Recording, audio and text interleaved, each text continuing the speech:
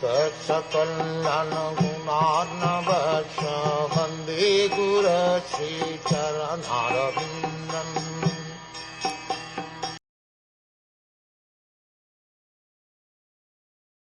Sri Maitreya said, O Vidur, all glory unto you. You have inquired from me of the greatest of all goodness, and thus you have shown your mercy both to the world and to me, because your mind is always absorbed in thoughts of the transcendence. Maitreya Muni, who was experienced in the science of transcendence, could understand that Vidur's mind was fully absorbed in transcendence. Adhokshaja means that which transcends the limits of sense perception or sensuous experience. The Lord is transcendental to our sense experience, but he reveals himself to the sincere devotee. Because Vidur was always absorbed in thought of the Lord, Maitreya could estimate Vidur's transcendental value. He appreciated the valuable inquiries of Vidur and thus thanked him with great honor.